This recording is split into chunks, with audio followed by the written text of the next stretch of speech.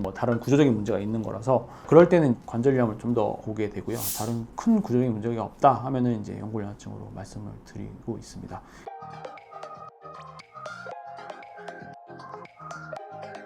안녕하십니까, 서울본 정형외과 원장 홍도영입니다. 무릎 앞에 동그란 뼈에 그 뒤쪽 면에 있는 연골에 염증이 생기거나 문제가 발생하는 것을 연골연화증이라고 하는데요. 현미경으로 봐서 연골에 문제가 있는지를 보는 게 맞긴 한데 대부분 이제 무릎 앞쪽의 통증을 지칭하는데 별다른 관절에 문제가 없다 할 때 이제 통상적으로는 이제 연골연화증이라고 저희가 얘기를 하고 있습니다. 원인은 알 수 없는 경우가 대부분 많은데 외상이 제일 흔하고, 외상이란 것도 한 번에 확 다치는 그런 외상도 있지만 반복적인 외상도 원인이 될 수 있습니다. 그래서 무릎을 많이 구부리거나 압박이 심한 자세들이 원인이 될 수 있고요. 대퇴사두 운동 근육이 부족해서 발생하시는 경우도 있고, 무릎 관절의 모양이 대퇴골에 구가 있고 이제 무릎뼈가 지나가는 구조가 되겠는데, 이게 남들보다 깊거나 얕거나 바깥쪽으로 치우쳐졌거나 해서 구조에 문제가 있을 때 문제가 발생을 할 수 있습니다. 통증이 있다는 분도 계시고, 화끈거린다, 열감이 있는다, 부종이 있는다, 그다음에 이제 무릎을 구부릴 때 뻑뻑하다, 아프다, 이런 다양한 증상들이 있습니다.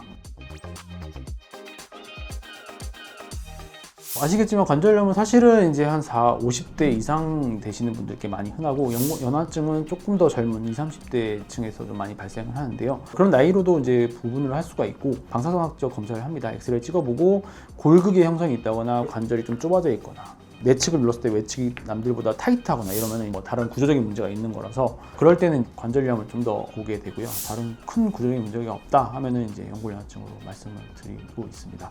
그리고 이제 증상이 완화되는 것 중에 이제 무릎을 펴면 괜찮다 하니까 그런 증상도 같이 얘기를 들어보고 진단을 내리게 됩니다. 예, 그렇습니다. 근데 이게 여성이라서 생긴다기보다는 생긴 환자들 토대로 봤을 때 여성이기 때문에 연골연화증이 생기는 건 아니고요. 남성에 비해서 여성이 다리의 각도라든지 구조라든지 좀 차이가 있기 때문에 좀 발생을 할 수 있다고 생각은 듭니다만, 확실하게 여성이 많은 원인에 대해서는 밝혀지진 않았습니다. 저희 서울본 정형외과에서는 연골연화증이 진단이 되면 통증에 대해서 체외충격파라는 치료를 통해서 연골의 재생을 도모할 수 있고요.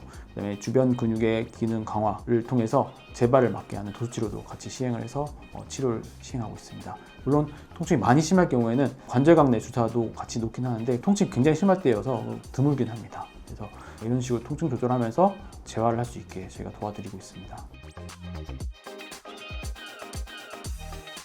평상시에 이제 무릎에 압박을 주어야 되니까 무릎을 많이 구부리실수록 이 관절이 압박이 심해집니다. 그래서 무릎은 최대한 펴고 계시는 걸 좀 추천드리고, 그 다음에 쪼그린 자세를 피하셔야 되겠고, 계단도 웬만하면 피하시거나 하나씩 천천히 올라가는 걸 설명을 드리고요.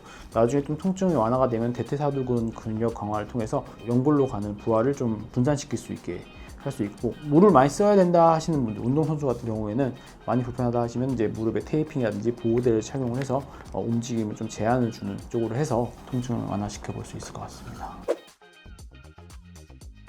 그렇습니다. 통증이 심한 경우에는 무릎 아대 자체로도 완전히 잡아주지 못하지만 그래도 움직임에 제한을 줄 수 있기 때문에 도움이 된다고 말씀드릴 수 있을 것 같습니다. 감사합니다. 서울본 정형외과 원장 홍도영이었습니다.